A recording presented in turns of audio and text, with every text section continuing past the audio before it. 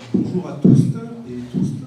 Je suis Antoine Bach, je suis adjoint au maire à la ville de Grenoble, en charge des risques, de la prospective et de la résilience territoriale, de l'évaluation des nouveaux indicateurs, ainsi que de la stratégie alimentaire. J'ai pas mal d'occupations, je ne vous le cache pas. C'est un grand plaisir pour moi d'être ici aujourd'hui dans ce grand événement Redirection Toutes, dans le cadre de la biennale des bilans de transition 2023 de la ville de Grenoble. Je n'ai pas tout compris, je commence mon propos, c'est bien ça? Une intro stratégique. Une intro stratégique sur... Et on a inversé l'idée. D'accord. Dans ce micro parce que je récupère au sein des enceintes et merci. Très bien, pardon, dans ce micro. J'ai un autre micro qui est accroché ici sur ma chemise. J'ai la chance d'être suivi par un petit groupe de citoyens concernés qui veulent contrôler l'activité de leurs élus. Donc merci à elles et eux pour leur pression amicale. Vous l'avez vu à Grenoble, il y a une certaine vitalité démocratique. Là, on a pu voir en redirigeant cette journée dans l'auditorium de l'Office du tourisme plutôt que de celui du muséum. Ainsi va la vie, ainsi va la vitalité démocratique. Ici, c'est Grenoble.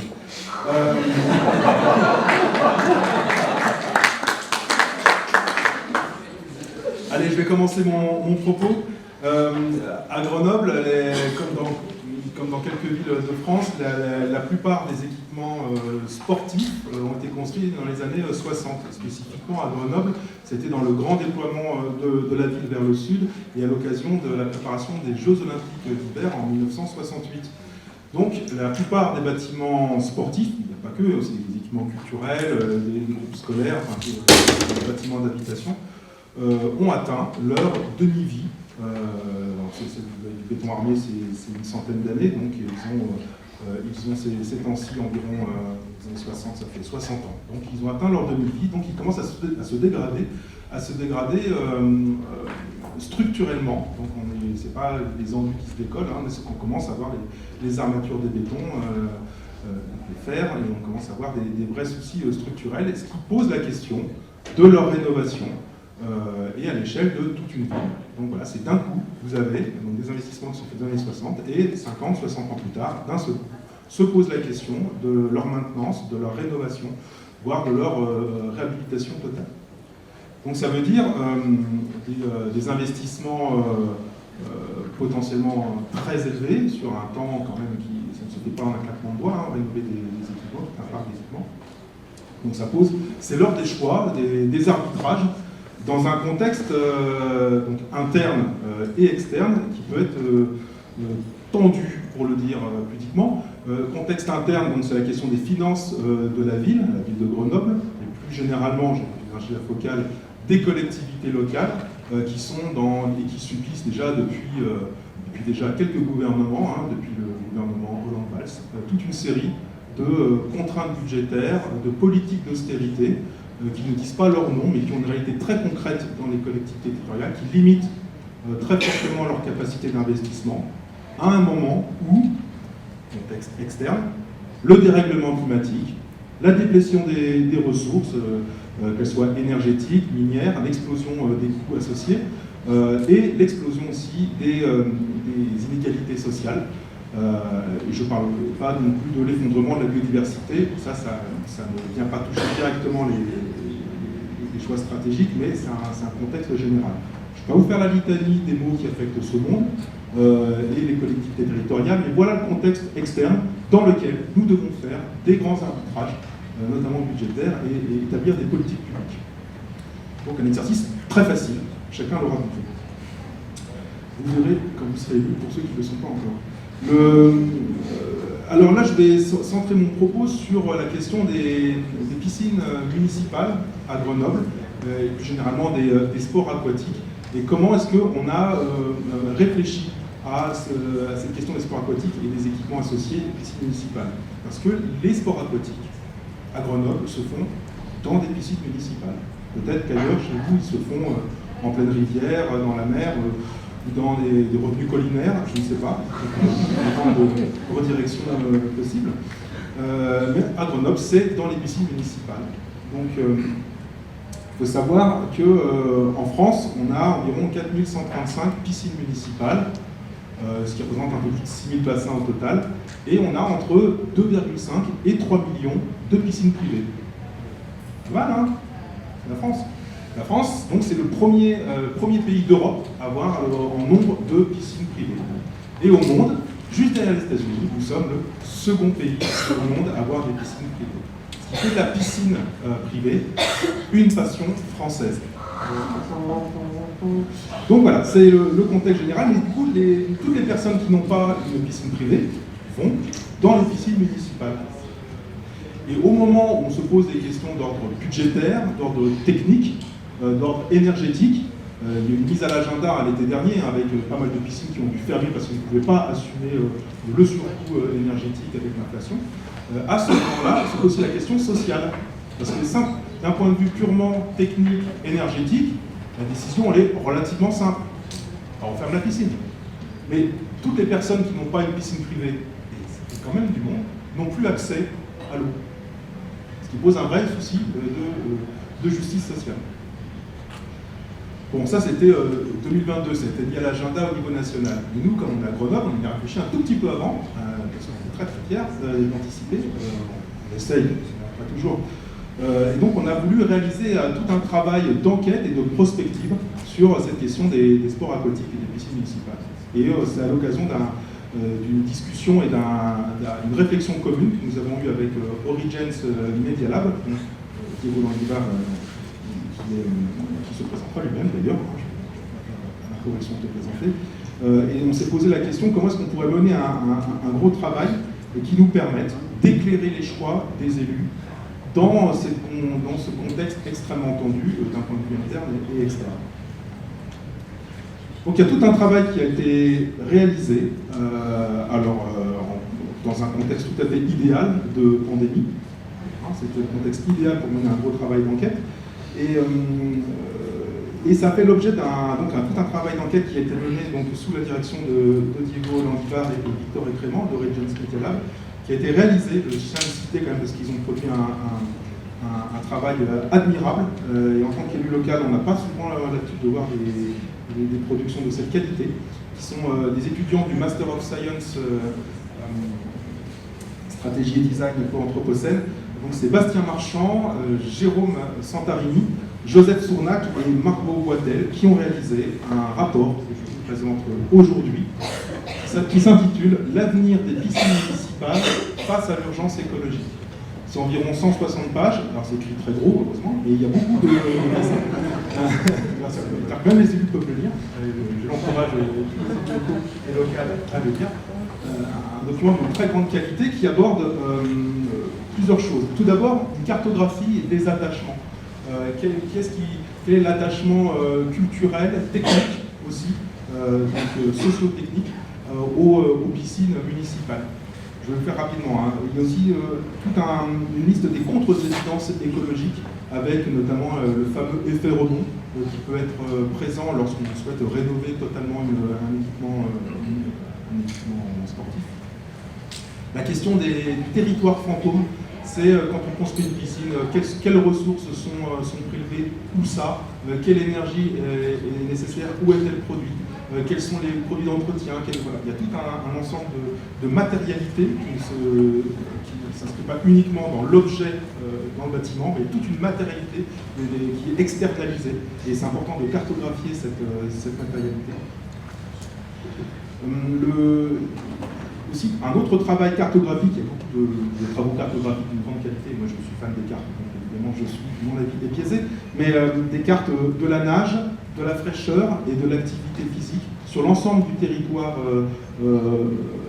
grenopolitain, si je peux me permettre cette expression que j'emprunte à mon ami Jean-Pierre Char, illustre géographe qui est présent dans la salle.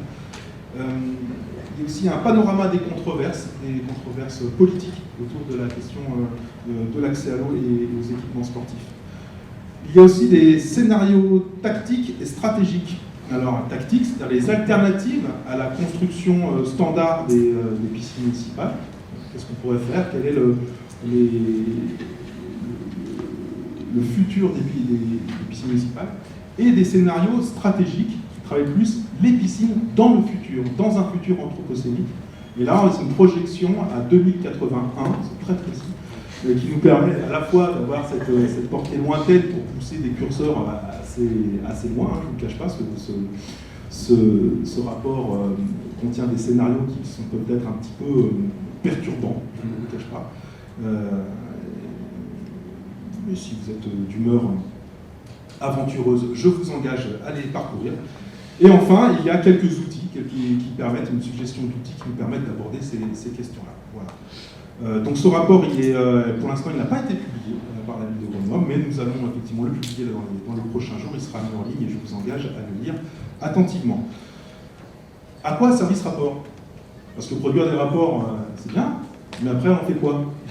Alors déjà, ce rapport, il a été présenté lors d'une réunion d'exécutif municipal, donc c'est l'ensemble des maires, l'ensemble des conseillers municipaux de la majorité, les directions générales de la ville de Grenoble.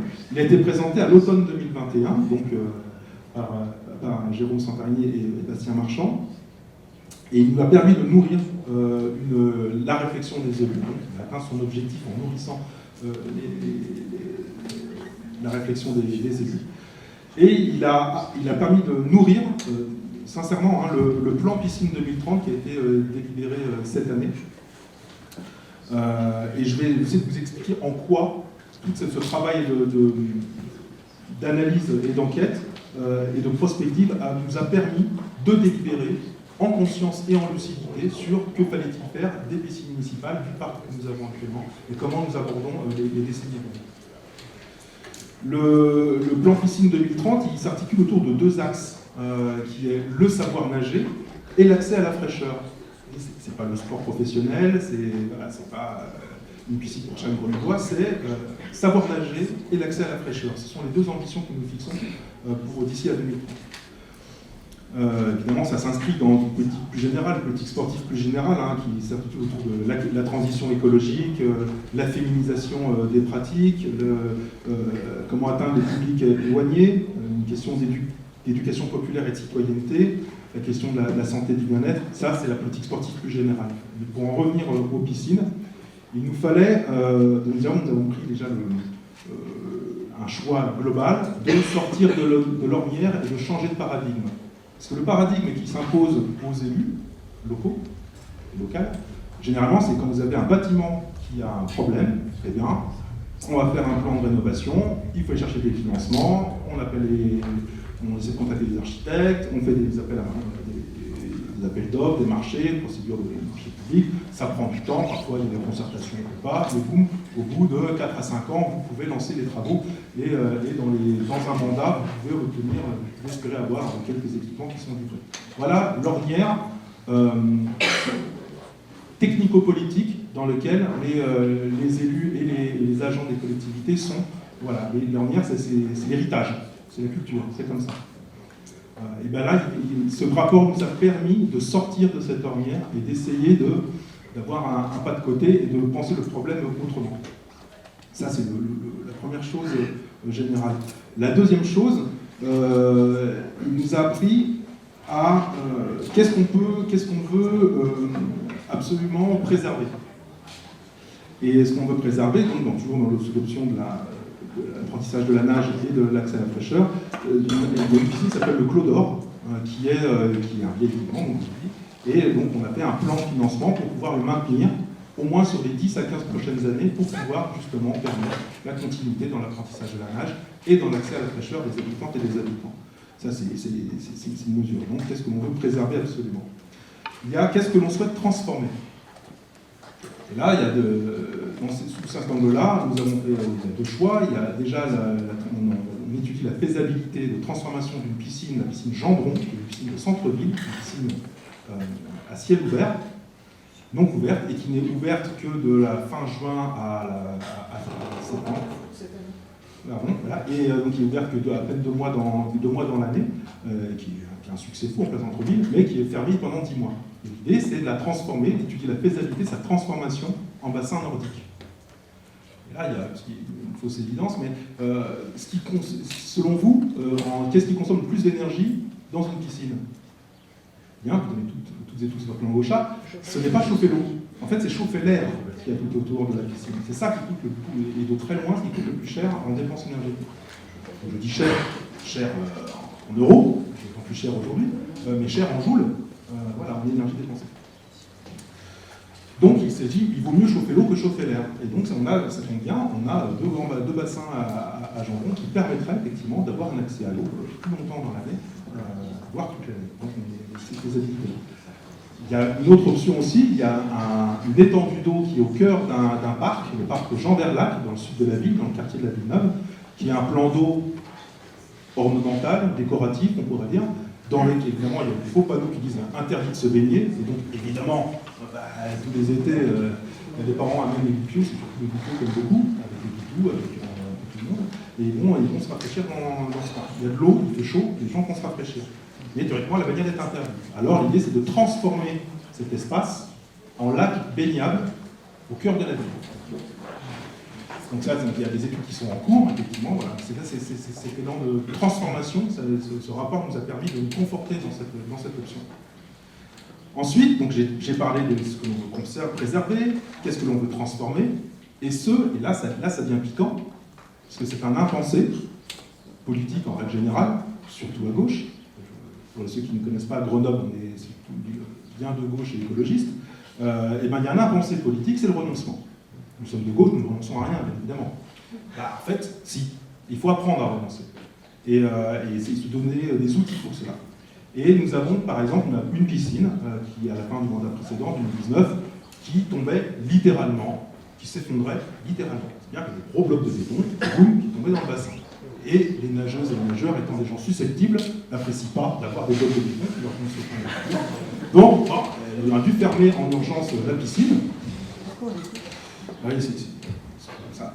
Et donc, la décision qui a été prise, c'est de ne pas rénover la piscine Vaucanson. Nous avons renoncé à rénover un équipement sportif. C'est inédit dans l'histoire de la ville. Il y a aussi un autre équipement qui va être transformé, qui est au cœur de la ville aussi, mais j'en parlerai plus tard, mais qui ne sera plus une piscine municipale. Donc, voilà. Donc il a fallu faire ce travail aussi d'acceptation du fait qu'il vaut mieux ne pas rénover plutôt que coûte que coûte, pardon pour l'expression, rénover cet équipement.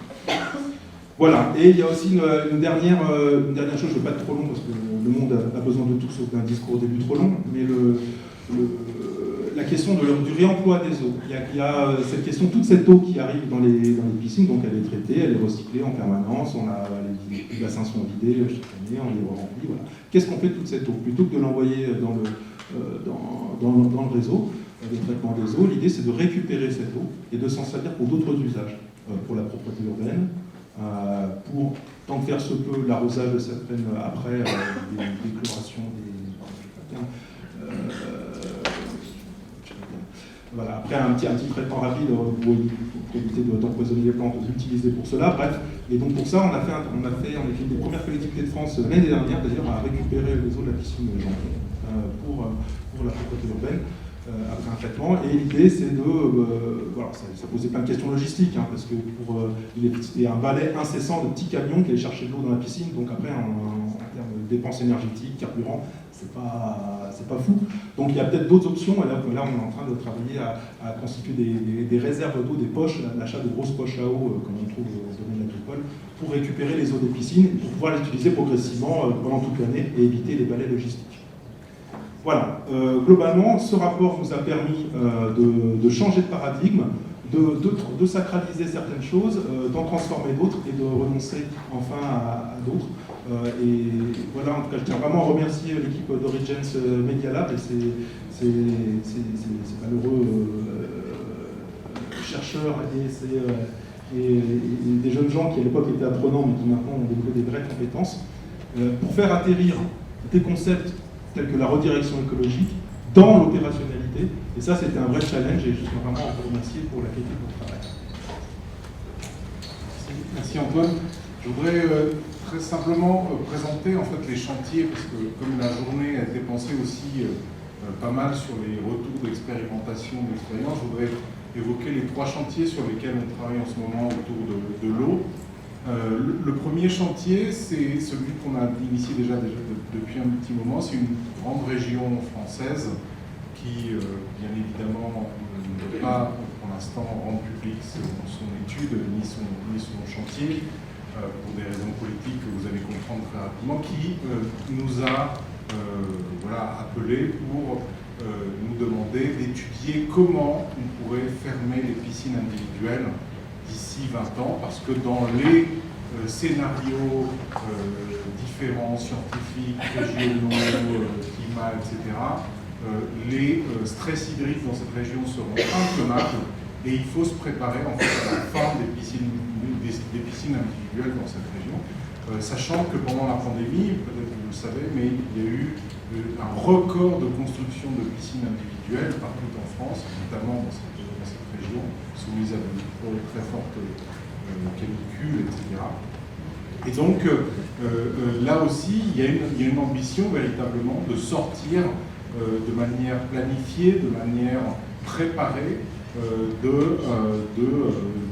d'une entité, d'une infrastructure qui est effectivement, c'est un problème fondamentalement social et économique aussi, parce que dans l'étude que nous avons commencé à réaliser, il y a plus de 15 000 importateurs, réparateurs, jardiniers, aménagistes, en fait, qui dépendent des piscines individuelles. Et donc, tout simplement, politiquement, si tu arrives et que tu, comme un cow-boy, et que tu dis il faut fermer les piscines individuelles, point final, ciao, c'est comme ça, c'est une manière brutale et foncièrement antisociale en fait, de réaliser cela, parce qu'il y a des peuples qui sont attachés, qui sont dépendants à ces entités-là, qu'elles soient belles ou pas belles, importées, fabriquées en Chine ou pas, c'est pas foncièrement la question.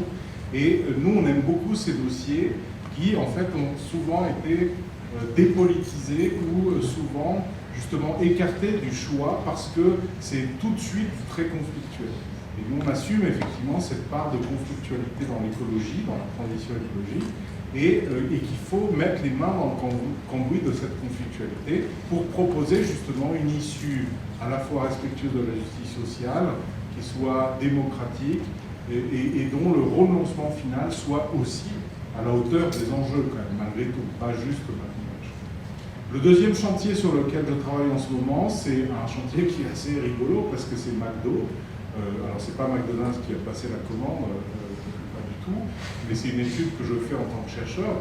En fait, sur les archives internes de McDonald's, vous savez qu'aujourd'hui, il y a quelques mois, McDo a décidé d'arrêter, donc de fermer en quelque sorte, l'utilisation de la vaisselle jetable. Ils l'ont remplacée par une vaisselle lavable. Et donc, j'ai découvert que le premier rapport interne qui appelait à la fin de cette vaisselle jetable était de 1952. Donc McDo a mis 70 ans à fermer une petite chose qui n'allait pas dans son modèle industriel, organisationnel, etc. Donc ça montre bien ce qu'on a dit souvent avec mes acolytes, qu'on ne sait pas fermer les choses, on ne sait pas arrêter les choses. C'est la même chose avec le glyphosate, avec plein de choses. Et pourtant, face à l'urgence climatique, il va falloir créer des arts, des métiers, des compétences techniques de la fermeture, de la bonne fermeture, d'une fermeture rationnelle, intelligente, mais malgré tout qui clarifie les choses. Tout ne va pas être maintenu, et ces arbitrages, il faut les anoblir, il faut leur rendre un caractère digne et les magnifier d'une certaine manière. Et ce qui est très rigolo avec McDo, c'est qu'aujourd'hui, donc, ils ont arrêté cela. Bilan, explosion de la consommation d'eau chez McDo. Donc en fait, McDonald's a remplacé une limite planétaire par une autre. Et c'est la démonstration parfaite qu'il y a en fait des entités qui sont intransitionnelles. Et ça permet justement d'illustrer je trouve, de manière assez évocative, évocante, la différence entre une transition et une redirection, c'est-à-dire que McDonald's ne peut pas être transitionné d'une certaine manière si McDo ne revoit pas complètement en fait son modèle, son ADN de départ, c'est-à-dire son design d'une certaine manière, qui fait que qui est le modèle de vendre des sandwichs homogènes à des échelles incommensurables au niveau planétaire, dans des formes de restauration, d'organisation, d'emploi, etc., qui sont en fait le cœur du problème. Ce n'est pas la vaisselle jetable chez McDonald's qui est problématique. C'est une question de démantèlement en fait, de son modèle de départ stratégique. Et bien évidemment, cette étude, troisième chantier extrêmement important, c'est cette étude sur les piscines multicoques, dont Jérôme va rentrer va rentrer un peu plus dans les détails. Mais cette étude, elle est, je trouve, intéressante parce qu'elle a été faite juste avant la vague de fermeture, vous savez, des piscines municipales en France, où en fait les maires ont découvert, chose qu'on avait nous bien cartographiée lorsqu'on a fait ce qu'on appelait le territoire fantôme des piscines, c'est-à-dire le territoire invisible de ces infrastructures, c'est que nos piscines municipales sont chauffées au gaz de Poutine, sont attachées, il y a un fil qui nous mène de notre baignade tranquillou vers le gaz de Poutine, quoi. Et donc, en fait, la piscine a été un équipement complètement dépolitisé. C'est-à-dire que tout le monde était d'accord pour dire que la piscine, c'est nécessairement quelque chose de fondamentalement important.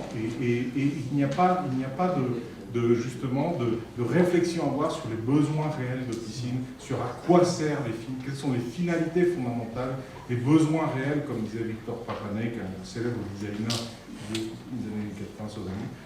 Et en fait, on s'est rendu compte que dans ce cadre-là, la gestion des piscines municipales nécessite de vraiment repenser en fait les finalités de l'action publique, de l'action sportive.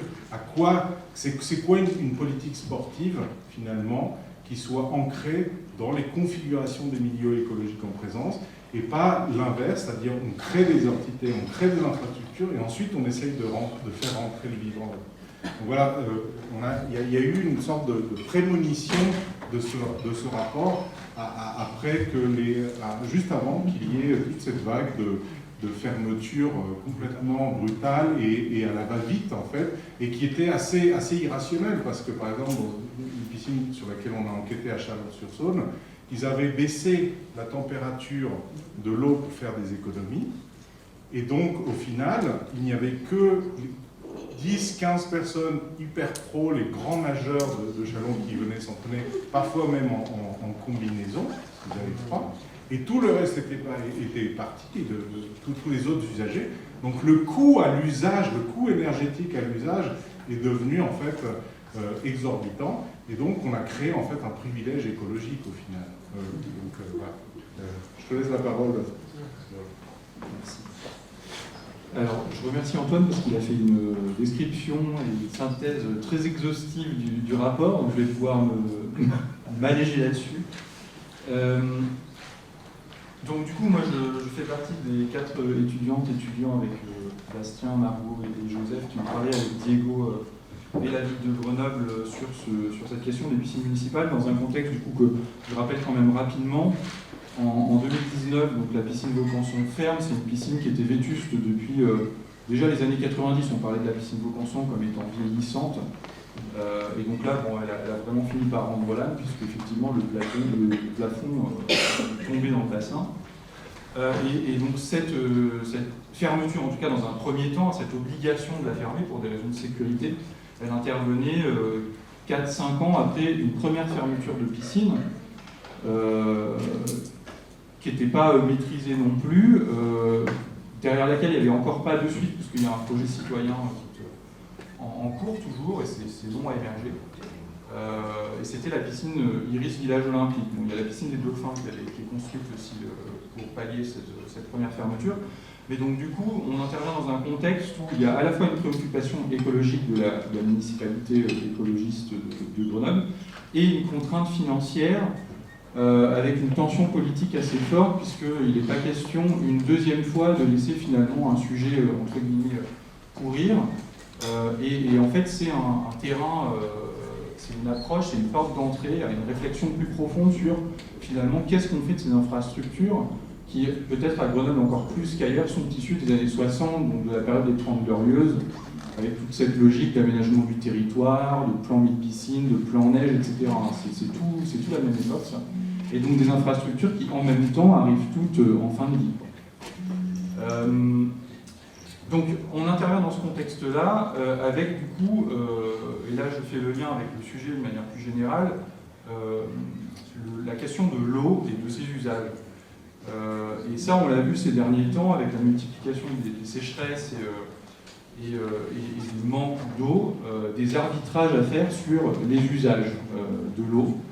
Alors on a plusieurs exemples, hein, mais du coup c'est finalement cette irrégularité au moins de la ressource en eau, ou même cette interruption de la ressource en eau, vient mettre en tension des paradigmes d'infrastructures, d'aménagement, d'attractivité, où il faut attirer toujours le plus de personnes sur un même territoire ou dans une infrastructure, et donc augmenter les consommations dans un monde qu'on s'aperçoit maintenant être de plus en plus limité, ce qui est une réalité, mais qu'on a pendant longtemps pensé sans limite.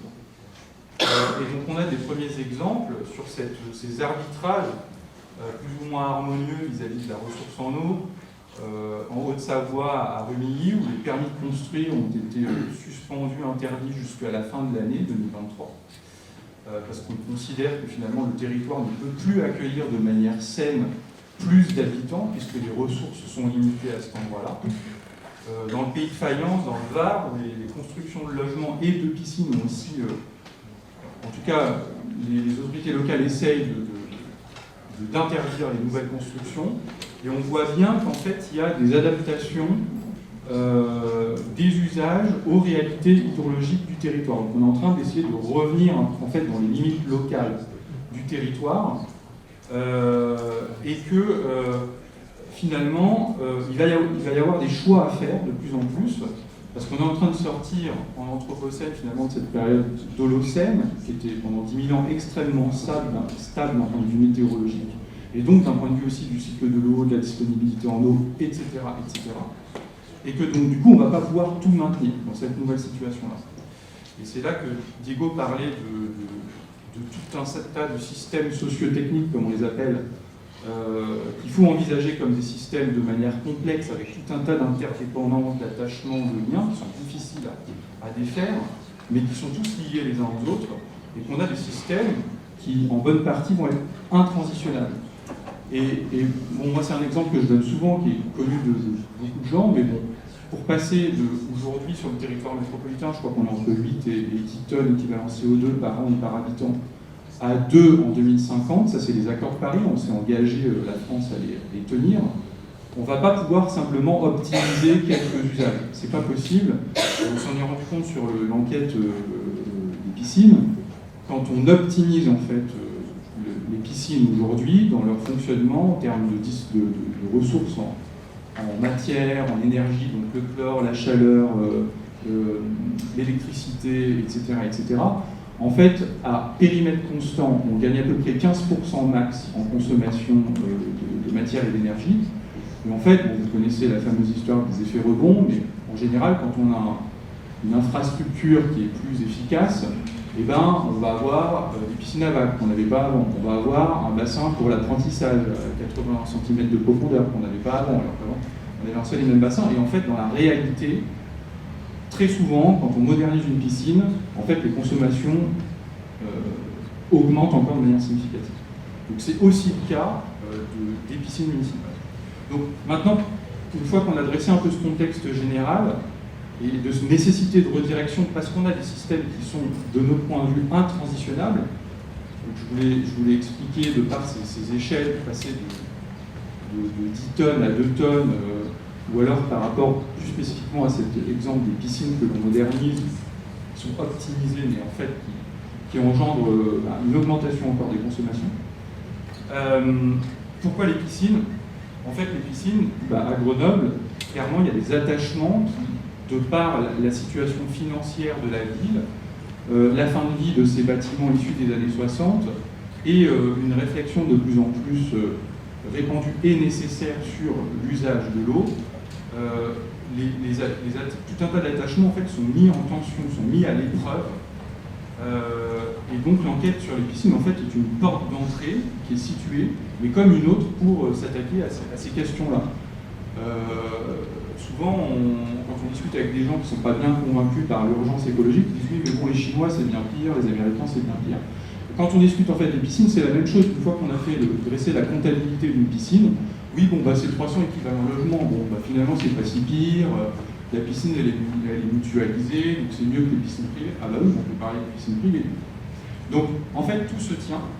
Et la piscine est un objet, en fait, très, très emblématique de ce qui nous concerne aujourd'hui, c'est à savoir cette remise en question d'un paradigme sans limite à un réencastrement nécessaire dans les limites du territoire.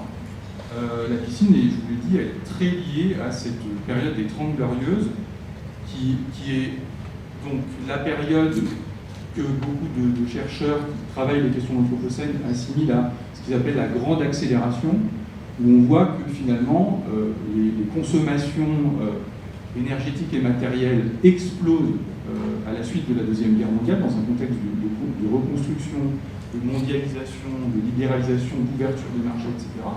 Et c'est la même époque, il y a une concordance avec une accélération de la dégradation de la biosphère, des équilibres climatiques, etc. Donc la piscine est vraiment emblématique de cette politique d'aménagement du territoire, le plan de piscine, la data, etc. Comment on est rentré du coup, dans cette enquête? On est rentré par la question des attachements. Il y a une série d'entretiens, une quarantaine d'entretiens avec une diversité d'acteurs, où on a essayé de poser la question de manière assez ouverte, mais quand on détectait des signaux, plusieurs fois de pourquoi. Pourquoi, et pourquoi c'est important, et pourquoi ça c'est important, jusqu'à arriver finalement un peu au nerf de la guerre, ce qu'on appelle l'attachement, qui est ce par quoi finalement, in fine, et de manière assez viscérale et sensible, passent les choses, par quoi les systèmes techniques tiennent. Pourquoi finalement le savoir nager aujourd'hui il est sacré? Parce qu'il y a toute une infrastructure, des institutions, des règlements, des lois qui ont fini par sanctuariser la pratique du savoir nager et qui font que pour un enseignant, un professeur de PS, c'est le cas de ma mère, donc je connais un peu le sujet, le savoir nager, c'est tu peux pas toucher à ça, quoi. Le maître nageur, c'est pareil, et finalement la municipalité, c'est aussi le cas, puisque de par les textes de loi, elle a l'obligation de mettre à disposition suffisamment de créneaux à ses écoles primaires pour qu'un certain nombre de séances puissent avoir lieu dans les conditions adéquates et donc normées aussi par les infrastructures. Et c'est là qu'en fait on tire la pelote et tout vient, on se rend compte que finalement le sport est une pratique très spécifique dans l'histoire même récente. Le sport moderne, en fait, nos grands-parents, ou arrière-grands-parents, à ma génération, ne parlaient pas de sport. Ils parlaient de gymnastique, ils parlaient d'exercice, ils parlaient de ça, mais le sport moderne n'existait pas. Et le sport moderne s'est développé, là encore, pendant les 30 Glorieuses, sur la base d'un développement exponentiel d'infrastructures qui vient normer la pratique sur le plan planétaire. Donc le 50 mètres nage libre, le 50 mètres crawl, le 50 mètres, etc., etc. Ça repose fondamentalement sur des infrastructures modernes qui artificialisent le milieu et qui permettent des pratiques normées, homogénéisées, etc. Donc si on commence à tirer la pelote, c'est tout ça qui vient. Donc ça, c'est des enseignements un petit peu de l'enquête. Antoine parlait de sortir des ornières. C'est ce que permet aussi le fait de remonter aux attachements. En fait, on remonte à la racine. On se rend compte que très vite que les gens ne sont pas attachés à la piscine jambon. On voit que c'est la seule qui, finalement, génère un attachement patrimonial, puisqu'elle est historique, elle a 100 ans, etc. Mais sinon, la piscine des Clodeurs, personne adore la piscine des Clodeurs, quoi. Mais par contre, les gens sont très attachés à ce que permet la piscine des Clodeurs. Et ce par quoi tient la piscine des Clodeurs, et elle est justifiée et légitimée. L'apprentissage du savoir nager, parce qu'il y a tant de créneaux, parce qu'il y a tant d'enfants qui doivent absolument apprendre à nager dans la piscine des Clodeurs. Si on ferme la piscine des Clodeurs, c'est autant moins de créneaux pour telle ou telle école, donc c'est des enfants qui ne sauront pas nager, qui vont peut-être mourir dans les piscines privées. Voilà, parce qu'il n'y a pas de surveillance. Et qui mourront peut-être moins dans les piscines municipales, parce que là, il y a des maîtres nageurs, donc ça pose la question aussi des pratiques. Là encore, on peut aller jusqu'aux piscines privées. Et ça permet simplement du coup de remettre en perspective finalement un système complexe, avec tous ces liens, ces interdépendances, ces attachements, qui tiennent l'ensemble et qui font que le système tel quel n'est pas transitionnable. On ne peut pas juste bidouiller un lien et puis s'en sortir, ça ne marche pas. Ça va se rééquilibrer d'une autre façon, et on va peut-être tourner, changer de limite planétaire, et puis c'est tout. Très souvent, c'est ça. Voilà, je voulais simplement finir en disant qu'on a tiré la pelote, on a essayé de remettre en perspective les choses, à travers aussi différents rendus, que ce soit le territoire fantôme dont Antoine a parlé, des cartographies territorialisées, des pratiques, que ce soit la nage, parmi lesquelles le savoir nager, mais pas que, l'accès à la fraîcheur, avec des questions derrière sociales, parce que tout le monde n'est pas égal face à ça.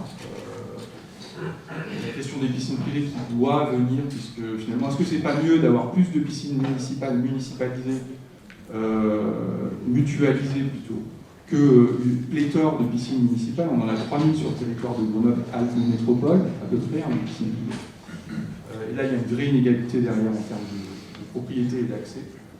Donc ça permet de remettre en perspective tout ça. Et voilà, on a initié en fait une enquête, mais qui du coup doit se traduire maintenant, et commence à se traduire maintenant dans des protocoles finalement d'arbitrage collectif et démocratique, puisque nous en fait on est de simples aidants ou facilitateurs qui mettons un peu en lien toutes ces connaissances, toutes ces pratiques pour essayer de se resituer et d'y voir un peu clair et de pouvoir prendre des décisions à la fois efficaces et justes. Et donc pour qu'elles soient justes sur le plan collectif et démocratique, c'est pas nous qui allons dire voilà, le scénario respectif, Antoine, c'est le 7 et on pense que c'est le meilleur. Voilà, merci. Merci Jérôme. Bonjour à toutes et à tous.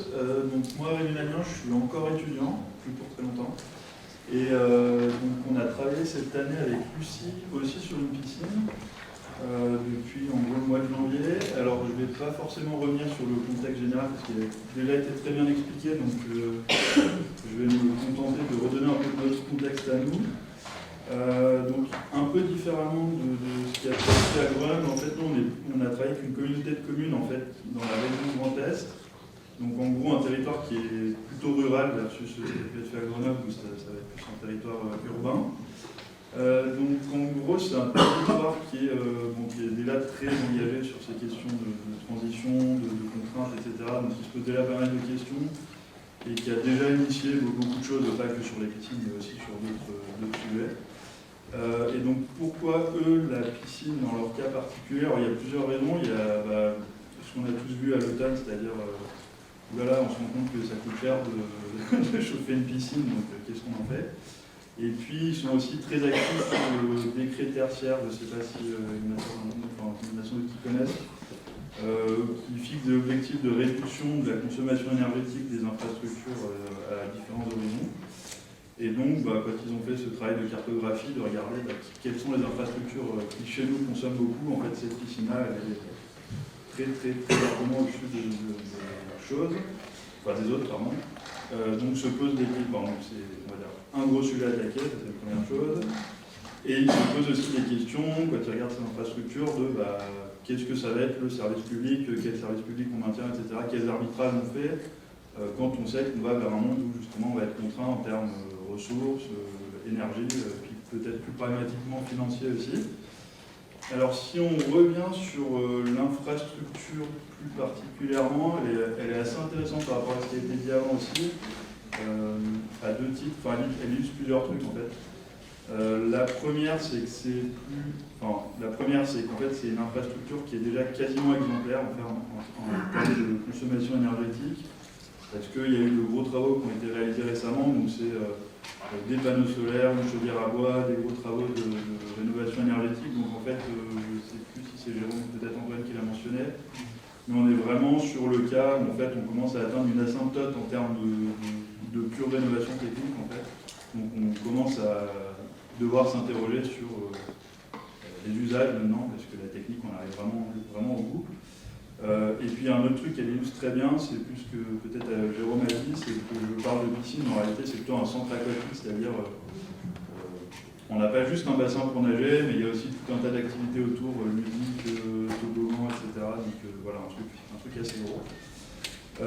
Donc ça, c'est pour décrire un petit peu l'infrastructure. En fait, le contexte est assez différent aussi, peut-être, est un peu différent peut-être de ce qui a pu être fait à Grenoble.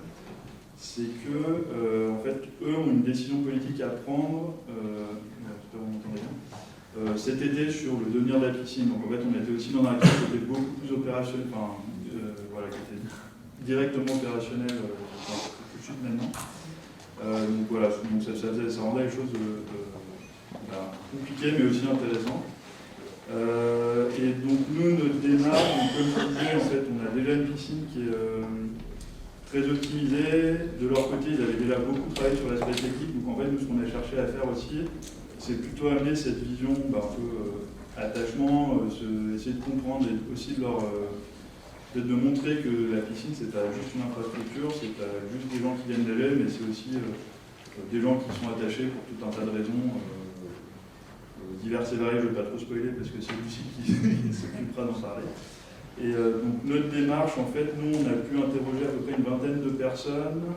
On le fait plutôt des usagers, donc on a essayé de diversifier, c'est-à-dire ça allait de l'usager particulier à du scolaire, à de médico-social, à des sportifs. Enfin, voilà, on a essayé d'avoir un panel un petit peu large d'usagers pour essayer de comprendre au mieux ce que pouvait être cette piscine. Et donc, la partie plus intéressante qui était ce qu'on en a tiré, je vais laisser la parole à Lucie. Merci Rémi. En plus des usagers, on a également pas mal interviewé des employés de la piscine et également des employés de la collectivité. Et à travers tout ce panorama, en fait, on a souhaité montrer une autre vision que recettes, dépenses, fréquentation que les agents techniques et de la collectivité avaient.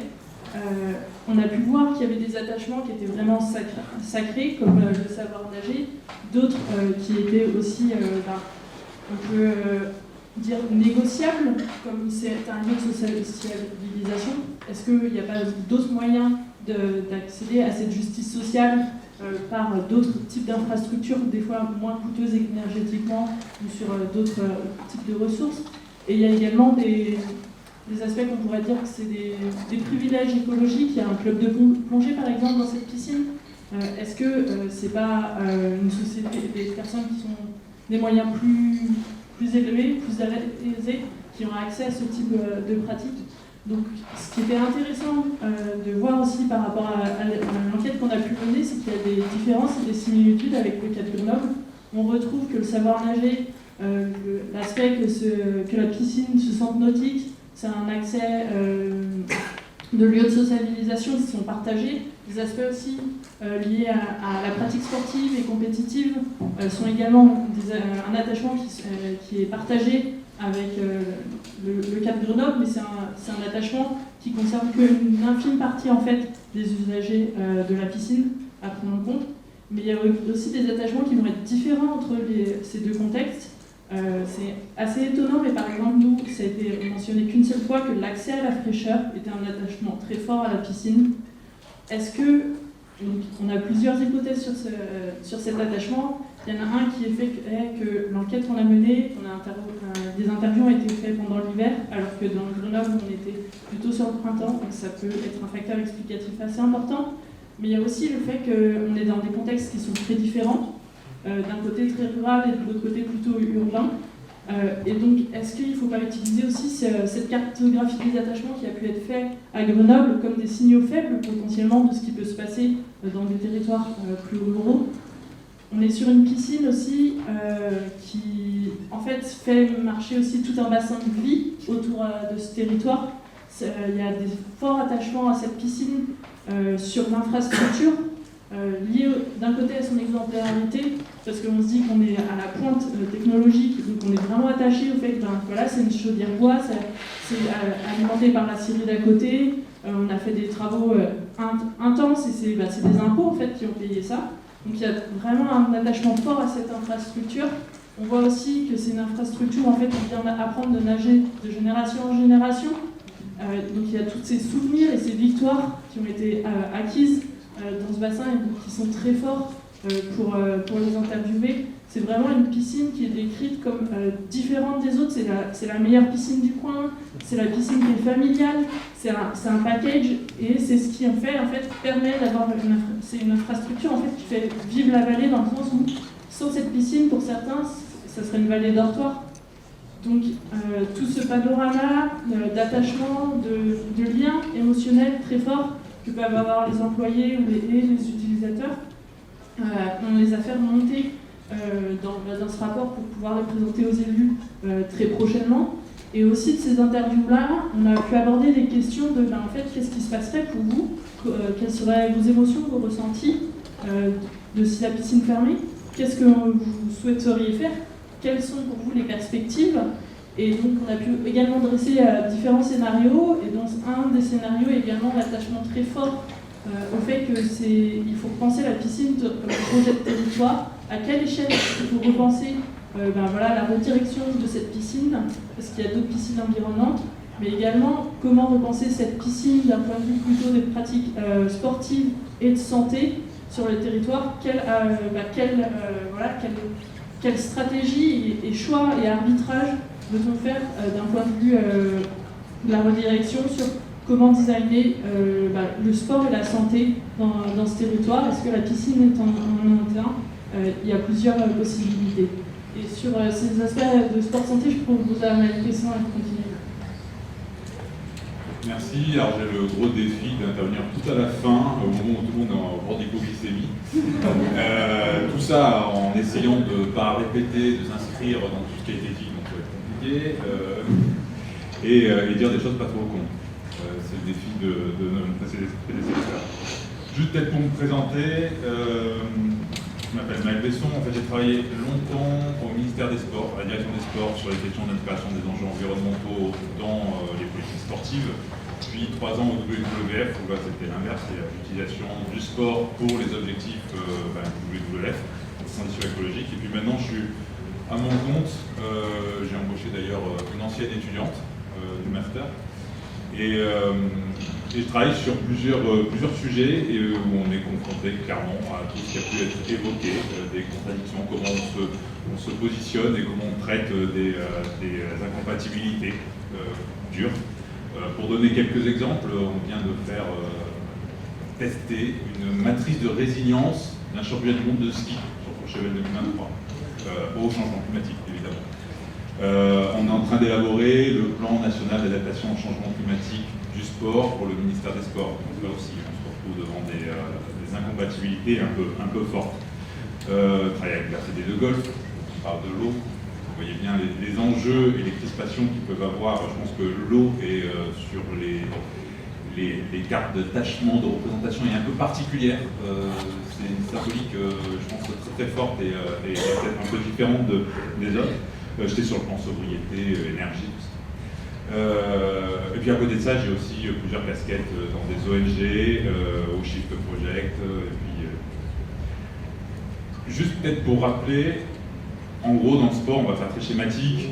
Il y a des enjeux de l'impact du sport sur l'environnement, avec évidemment des incompatibilités fortes. On a parlé de l'avion est une incompatibilité assez forte. On peut prendre le sujet dans tous les sens, sur les grands événements, sur Paris. Ça ne rentre pas.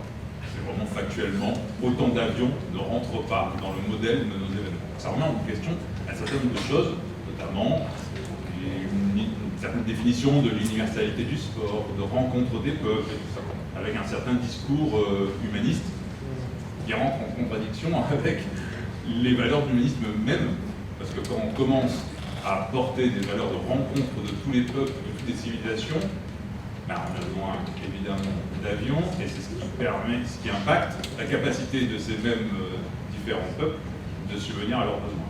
Donc on rentre dans des contradictions assez fortes comme ça, et avec des acteurs qui sont construits historiquement sur ce modèle-là. Il y a aussi, parce que souvent on se concentre là-dessus, il y a aussi des incompatibilités qui viennent de l'impact du sport sur l'influence de nos comportements et de nos modèles de société. Nos activités sportives reposent sur un modèle économique de sponsors, encore une fois de rencontres, où on est obligé de faire un certain nombre de dépassements pour pouvoir se rencontrer, tout ça. et qui promeut finalement un modèle de pratique, d'idéaux de pratique qui n'est pas compatible. Je suis plutôt grimpeur que JO, mais clairement, toutes les publicités, toutes les publications sur les réseaux sociaux des grimpeurs qui sont sur des sites magnifiques en Thaïlande, tout ça, moi ça me construit un idéal de pratique qui est dépendant de la vie. Donc il y a cette dynamique-là où il faut intégrer, là aussi on a des contradictions, des incompatibilités fortes entre un modèle économique financé, tout ça, et les limites, tout simplement les limites planétaires. Et on l'a sur les équipements sportifs. La taxe Buffet qui finance une grosse partie des équipements sportifs provient d'une taxe sur la redistribution des droits télévisuels. Et ces droits télévisuels, ils sont évidemment en fonction de l'attractivité et de la capacité des publicitaires et des sponsors à mettre sur la table pour pouvoir financer. Donc on a une dépendance, mais en fait on a une dépendance sur toute la société. La TVA est une dépendance de nos services sociaux à un modèle de société qui n'est pas forcément vertueux. Et puis ensuite, il y a évidemment, dans l'autre sens, les conséquences du dérèglement climatique sur le sport. On le voit, on va parler des stations de ski, on parle de la montée des eaux sur les clubs de voile. Le WWF, on a fait un rapport sur l'impact du dérèglement climatique sur le sport. Vous avez peut-être vu passer. Donc en fait, la montée des eaux, la sécheresse, le montée des températures, des nombres de jours de canicule. Donc on a des incompatibilités un peu fortes aussi, qui sont déduites, avec des conséquences indirectes. L'acceptabilité de la population à avoir des sportifs qui consomment ou qui émettent des émissions de gaz à effet de serre, ou des pratiquants qui consomment des tensions, des ressources sous tension comme l'eau, où on voit que ça peut cristalliser. Donc voilà, il y a un ensemble de conséquences auxquelles le sport doit s'adapter, doit réduire son impact, et avec des incompatibilités. Et je trouve intéressant ces questions de redirection parce que clairement, on s'attaque au jeu du sujet. Quand on travaille sur ces plans, sur ces stratégies, la première approche est toujours d'essayer de dépassionner le sujet et d'avoir une gestion rationnelle. La problématique, c'est qu'une fois qu'on a dit ça, on a une complexité de temporalité. On n'est pas dans la même temporalité en termes de réduction si on est à horizon 2030 ou demain. Il y a une temporalité, une dimension territoriale aussi. Quand on est sur la commune de Grenoble ou sur un département ou une région, c'est pas les mêmes complexités. Et puis, ça pose aussi une question, et qui est assez fondamentale, c'est de la répartition. Qui a droit de consommer quoi? Et qui a droit d'émettre tel impact par rapport à ça? Et ça, c'est un vrai sujet, parce qu'on va pouvoir se le poser entre piscine individuelle et piscine collective. Mais en fait, on peut se le poser entre activité sportive et peut-être industrie du soda. Est-ce qu'on a les mêmes exigences en termes de réduction et de résilience sur ces secteurs-là? Et on peut même se poser la question entre pays de l'hémisphère sud et l'hémisphère nord. Quand on remet les différentes dimensions territoriales, on voit bien que c'est pas si simple que ça, finalement, d'être sur une gestion rationnelle. Et du coup, souvent, et ça va raccrocher avec notre sujet, dans cette gestion rationnelle, en fait, il va falloir intégrer l'irrationalité de le facteur humain. Si, et c'est ce que je dis en général, quand on travaille avec les ministères et les politiques, il faut toujours intégrer l'irrationalité du facteur humain dans la gestion rationnelle des choses, de ces sujets-là. Donc, dans les outils, il y a évidemment la redirection. Moi, j'utilise aussi beaucoup la question des sciences comportementales, qui ont en psychologie sociale et neurosciences, qui ont aussi des vertus pour faire passer à l'acte. Parce qu'il y a vraiment cette question de faire prendre conscience des attachements, de voir comment on peut rediriger et tout ça. La prise de conscience est indispensable, mais on voit bien qu'on bute sur un passage à l'acte. Et les 50 ans du WWF auquel j'ai appartenu, on voit bien que le passage à l'acte, il est difficile. Donc je pense qu'il y a ces biais cognitifs, ces leviers à intégrer aussi, une fois qu'on a compris les mécanismes des attachements et tout ça. Et il y a d'ailleurs dans le sport, il y a des choses assez drôles. juste petit aparté, les compétitions de cascade de glace. Elles se font principalement sur du bois, parce que pour des raisons de maintien de la date, on ne peut pas se permettre de savoir s'il y aura vraiment de la glace sécurisée, assez froide et tout ça. On les fait sur du bois, la plupart du temps. Et on continue à organiser ces compétitions dans des fonds de vallée où il fait très froid, où le public se caille et on roule pas. Donc on voit des attachements qui sont assez drôles, et on a ça, pareil, le biathlon, 50% des compétitions de biathlon officielles se font sur ski roue. La plus grosse manifestation à Annecy, elle se fait en septembre. Donc on voit bien que les attachements, elles sont assez rigolotes, et elles sont, je veux dire, on peut les déplacer.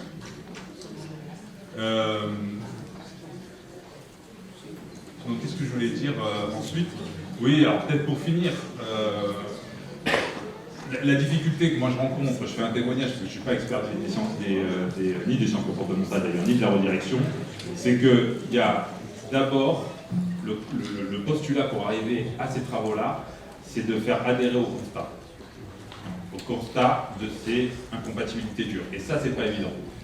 Il y a vraiment, je ne sais pas comment vous y prenez pour être à cet étage-là, mais clairement, je sors d'échanges avec le monde du ski, avec certains acteurs, faire partager le constat en sachant que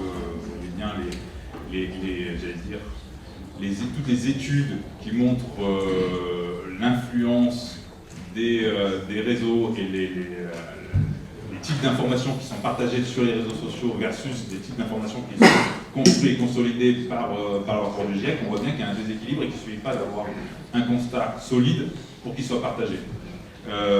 Ensuite, il faut arriver à embarquer et montrer que tout le monde a intérêt de rentrer dans ces enjeux-là. Et c'est la grosse difficulté, et c'est un peu ce qu'on a sur le ski, c'est de montrer, c'est un peu pour ça qu'on a fait le rapport du dérèglement climatique sur le sport, pour montrer que les acteurs du sport devraient être les premiers défenseurs du climat parce qu'ils ont tout intérêt. Et même si on est dans une approche de captation, de préemptation des ressources, on aura des tensions sociales qui seront incompatibles avec cette manière de fonctionner. Donc il y a vraiment un cap à faire passer que il faut montrer que c'est un incontournable pour tout le monde et dans l'intérêt notamment de ceux qui ne sont pas embarqués à la base. Et ensuite, les mettre dans une idée de coopération, et ça c'est pas évident non plus. On parlait de questions de répartition, de qui a droit de consommer, qui a droit de polluer, tout ça. Ça veut dire quand même être dans une dynamique de coopération, de partage, et ça, je pense qu'on n'est pas tous dans cette même vision de société. Et alors, on peut résumer au niveau du monde, les coopérations internationales, on voit bien que tout le monde ne se met pas autour de la table. Le passage à l'acte, et puis dernière étape pour moi, qui est essentielle, c'est comment on en fait la norme. Et c'est là où il y a un effet transformationnel qui est juste très très important, c'est comment on fait que ça devient la norme, et que c'est ce qui est convenu, normal de faire, parce qu'on n'arrivera pas à faire le chemin intellectuel à tout le monde. Par contre, les influences, la normalité fera embarquer l'ensemble.